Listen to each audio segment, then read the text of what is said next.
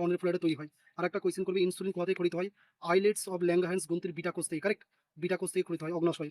এটা মনে রাখবে, কারেক্ট? আচ্ছা।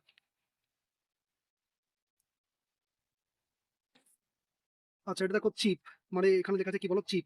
এই চিপ থেকে কোয়েশ্চেন পরীক্ষা বারবার রিপিট হয়। কি বলো দেখি, চিপ কি থেকে তৈরি হয়? এটা হচ্ছে সেমি কন্ডাক্টর, মনে আছে? সেমি কন্ডাক্টর পরীক্ষা কোয়েশ্চেন করে যে সেমি কন্ডাক্টরের উদাহরণ দাও। একটা হচ্ছে জার্মেনিয়াম, সিলিকন, এগুলো সব তোমার সেমি কন্ডাক্টর। এটা মনে রাখবে, পরীক্ষা আসে বারবার, হ্যাঁ। আচ্ছা, মালয়েশিয়ার রুপি, মালয়েশিয়ার মুদ্রার নাম কি? পরীক্ষা বারবার যা কিছু বলো, যত কিছু এসেছে আজকে আমরা সবকিছু পড়বো, কারেক্ট? আচ্ছা, আর রেলের সব থেকে ফেভারিট টপিক হচ্ছে মহাবিদ্যুৎ, এই জিনিসটা মনে রেখো। আর আমরা নিমোনিক সহকারে পড়বো, যাতে করে একটা কমা ছাত্র মনে রাখতে পারে, তুমি আর জীবনে বলবে না, এই আমি তোমাকে বলে দিলাম। দেখো, আচ্ছা, মহাবিদ্যুৎ সম্বন্ধে প্রথম যেটা পড়তে লাগবে তোমাকে, এই মহাবিদ্যুতের একটা সিম্বল ছিল। সিম্বল কি? একটা প্রতীক ছিল, প্রতীক। সেই প্রতীকটার নাম পরীক্ষা জিজ্ঞেস করে। তাহলে মহাবিদ্যুতের একটা প্রতীক ছিল, সিম্বল। সেই সিম্বলটা কি ছিল? সেটা ছিল পদ্ম। পদ্ম ও রুটি। রুটি মানে বোঝো লটাস এবং ব্রেড। তাহলে মহাবিদ্যুতের একটা প্রতীক বা চিহ্ন ছিল, সেই চিহ্নটা ছিল তোমার কি? পদ্ম মানে লটাস। আমি একটা কথা বলি, একবারই পড়ো, ভালো করে পড়ো। আমি যে পেপারগুলো পড়াই, আমি যে ইয়েগুলো পড়াই তোমাদেরকে, খুব বেশি হলে হয়তো আমার হার্ডলি প্লেলিস্টে 68-69টা ভিডিও হবে।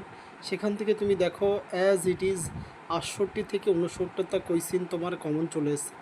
আমি ওই জন্য বলি, কমন চ্যানেল হতে পারে, কিন্তু যে কন্টেন্ট প্রোভাইড করি সেগুলো কিন্তু টপ ক্লাসের। ডাব্লিউবিসিএস তার প্রমাণ করলো। Thank you.